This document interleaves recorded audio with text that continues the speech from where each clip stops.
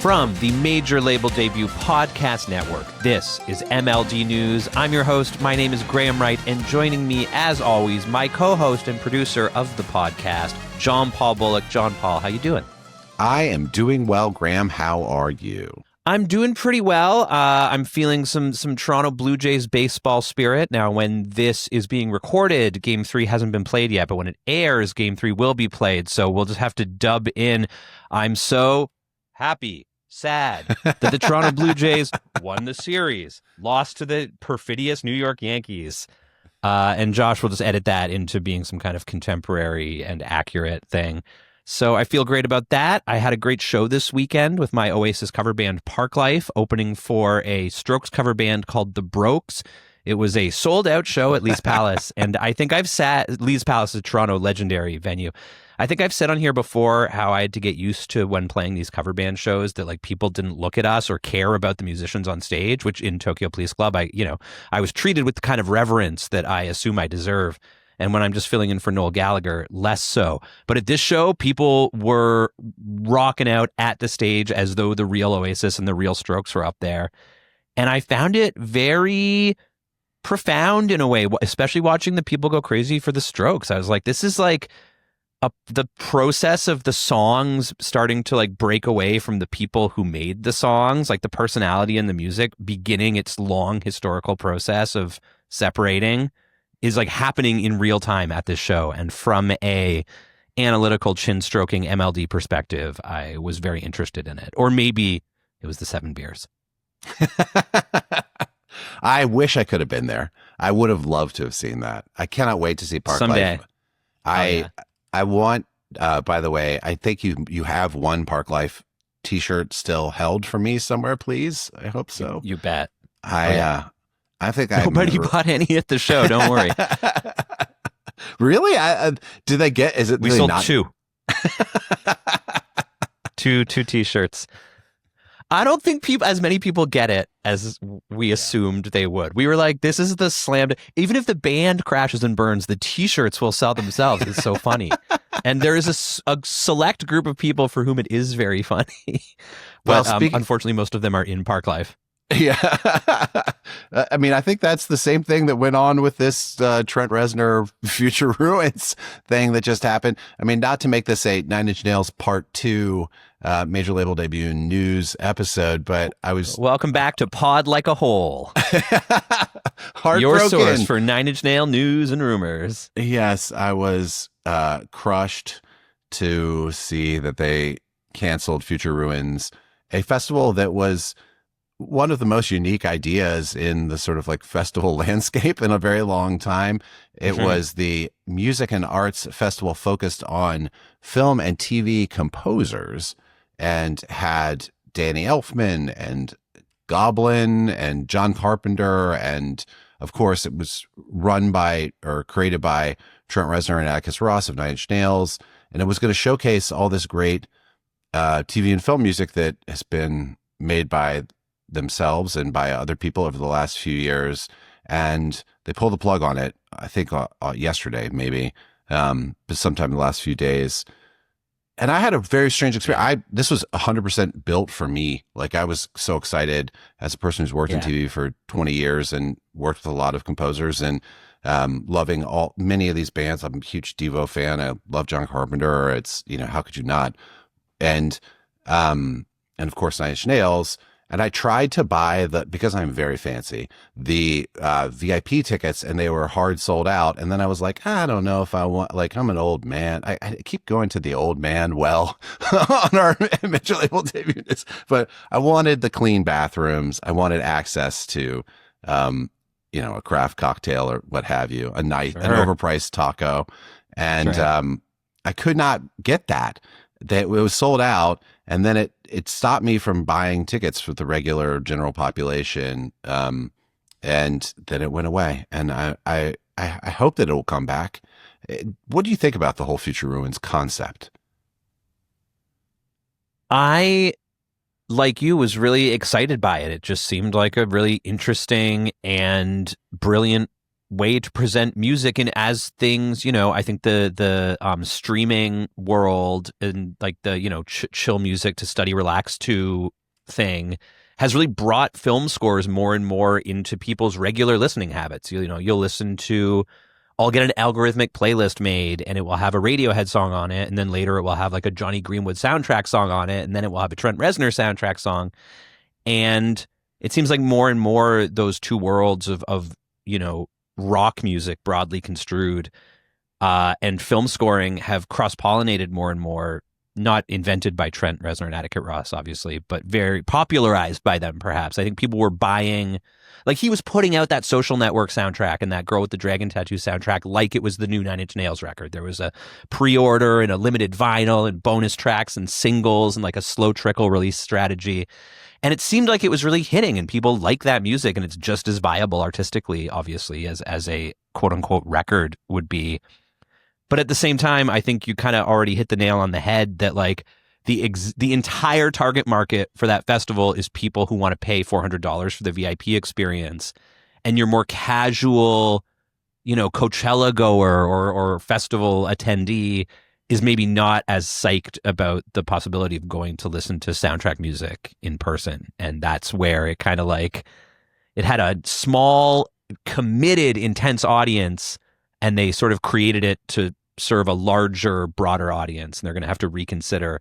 So I hope that it does come back, and I think that maybe if they just tweak the idea, there's like a version of it that will be that could last forever. That could be like 40 years from now, we could be talking about how in 2027 the Future Ruins Festival kicked off and was an immediate success, and this is just a hiccup. That's what I'm hoping. I think it was pretty confusing too to people to not have a headliner. I think people are now so used to seeing the poster, seeing the big band, seeing who else is in the smaller type but below the big band, making a financial decision based on that. I think if they had explicitly married it more also to like live scores or other visual artists where you had some more of an understanding of what the thing was going to become. There was a quote in the Pitchfork article from Trent Reznor that was basically like, there are no headliners. This is something probably that's only going to happen once, and I think, unfortunately, that was confusing to some folks. I mean, confusing to me. I was kind of like, what is this going to be? Am I going to be, with that general admission ticket, I was like, is this going to be comfortable? Are my old bones going to be able to rattle around this place? Or, and also a lot of this music seems like, no offense to these incredible artists, but sit-in music that you're like, you're not standing there locked into a trance dance or whatever it is. You're walking around, you're kind of contemplating your own life, an inward journey. And I don't know if that was expressed properly through the promotion of the event, but I really genuinely hope it comes back, man. I think this would be so cool. It's been on my calendar since the moment that it, and I was literally thinking like, I think at least twice I signed up for let me know if there are any more of the fancy tickets because I am interested. And it was like $400, or it's like for what I assume is mostly instrumental music for a lot of artists that I've seen before in other contexts. Like I've seen Danny Elfman before, I've seen John Carpenter before, I've seen Devo, I've obviously seen Nine Inch Nails, and I'm very familiar with a lot of the music too because of the study beats energy of it and the way that music gets served to us now. So I just really, really hope that Future Ruins comes back, and I'm super bummed about it. It's a tough needle to thread. You called it cool, and I agree it seemed cool. And all of the ways that I've seen film music seemingly successfully presented in a live format are pretty uncool. It's like, I'm sure they have this in LA too, but here in Toronto, the Symphony Orchestra once or twice a year, and apparently they hate doing it, but they do the Pops thing where they're like, okay, we'll play the Pirates of the Caribbean theme song while we play the movie on the big screen. And it moves tickets. People want to see that because it makes sense. It's the movie's music and the movie presented at the same time, but with this sort of added exciting, element of liveness. Other producer Josh Hook skipped our high school prom to go see the music of Star Wars performed by the Toronto Symphony Orchestra, not with the movie being played, but with Anthony Daniels, the actor who plays C-3PO in literally any Star Wars media that will have him. He was there and present and doing narration while they played the music. And or maybe he skipped prom to go see the Blue Man Group and the Star Wars thing was different. Josh went to a lot of cool shows and did not go to prom. Those are two facts that I can certainly tell you. Anyway, the notion of a cool movie music festival that like befits Trent Reznor's cultural status is a little trickier to marry to the like, you know, populist ideal. Agreed. And if anyone can do it. Yeah, no, maybe it's possible. I hope it's possible. I desperately want it. So please come back, Future Ruins. Do not go away. You are beautiful. I know you are. Major label debut supports Future Ruins. We would sponsor Future Ruins if our $20 in ad dollars ever gets released from the Google verification nexus, as you called it before we turned on the microphones and made me laugh. We will put that $20 right towards Future Ruins too. We're happy to be a presenting sponsor as long as $20 will do it for you guys. So you get at us. Yeah, MLD fans, if any of you understands YouTube and wants to give us some advice about how to properly engage with this robot, like please let us know, because it is just tested it's on my last nerve. That's what I'm saying. Testing my patience. Speaking of last nerves, I feel that we would be remiss on this, you know, breaking news music industry headlines podcast if we don't at least acknowledge the existence of a new Taylor Swift record, which is sucking up all the, you know, dialogue oxygen around music everywhere I look. I haven't listened to it, and nor have I. Won't. All right. And I keep seeing these headlines about that she's like has some kind of clap back at Charli XCX, and I love speaking of Blur and Oasis, I love the idea of these two going at it publicly, but I saw someone in the comments somewhere had said Taylor Swift is party music for cops' wives, and I was like, that's pretty mean, and I think that maybe Charli's fans will defend her. I'm not sure if she's going to come back. She seems savvy enough not to engage and to know that there's not a lot of any kind of benefit really to growing this dispute between the two of them. I don't know. I mean, I got to be honest with you. I also need someone in the MLD fan base to explain to me what is the good output from Taylor Swift over the last like few years. I'm just not, it seems like very mythology rich and kind of in that way is preventing me from engaging with a lot of it. But I don't know. I mean, I guess I'm technically Team Charli. But I don't know if that's even possible for me to say at this, again, at this advanced age as like a creepy old man doing the like choosing between these young women. It's like here on Major Label Debut, we are Team Scooter Braun. We're staking out some clear territory over in the corner where nobody else is. I just think he's a good businessman. It seems great. Seems great. You know, Sydney Sweeney, she's beautiful. They're probably having a great time out there. I bet they go to some excellent restaurants. I don't know anything about any of those people, and I wish them all well, I guess is what I should say.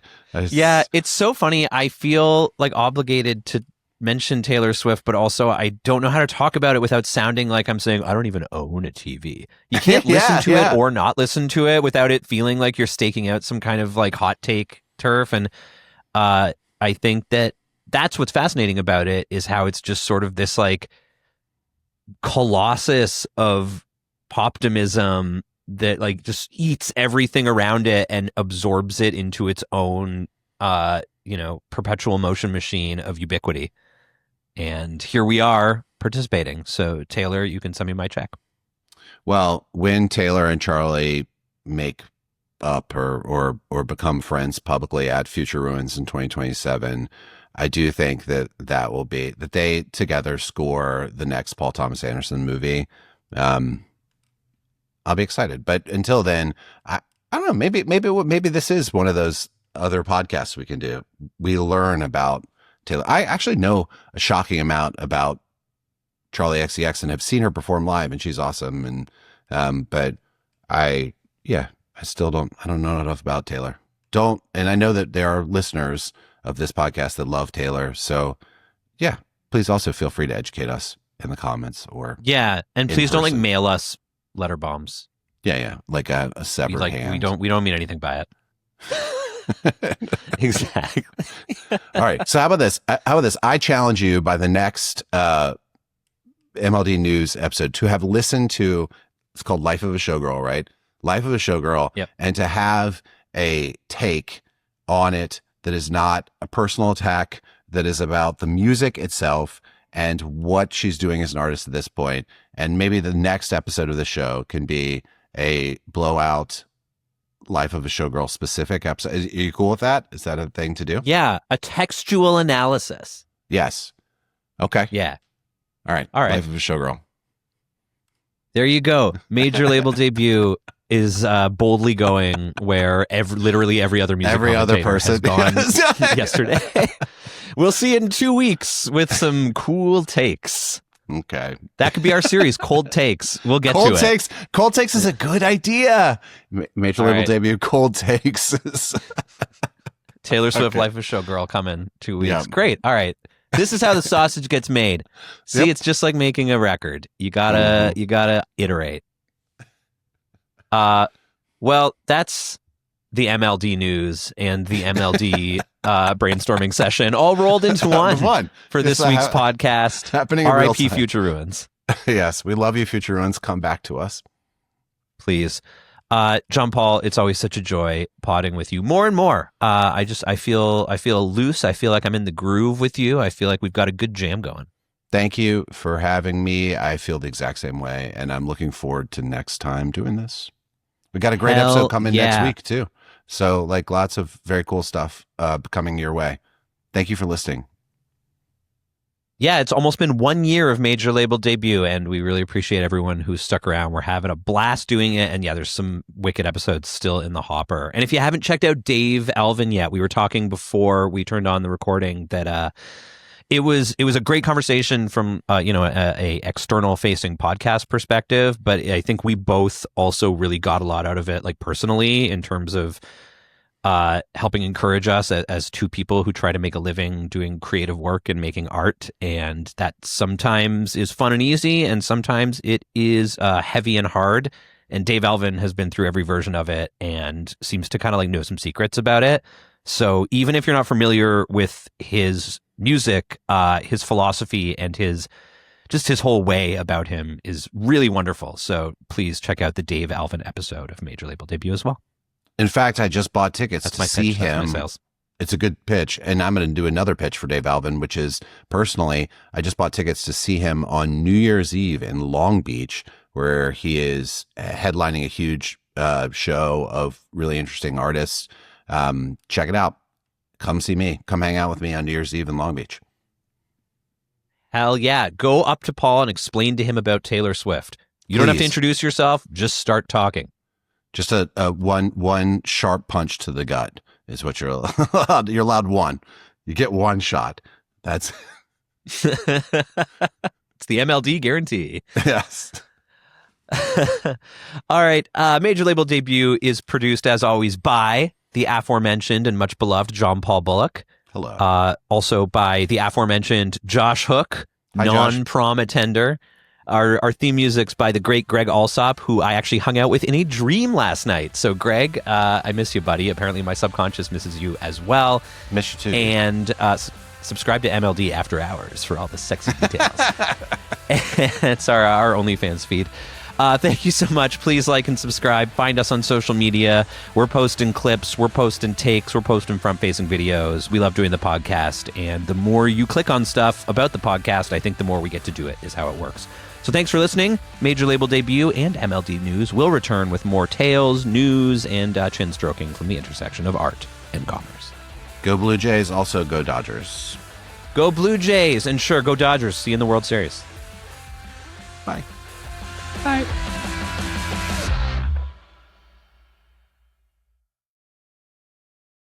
I'm so happy that the Toronto Blue Jays won the series.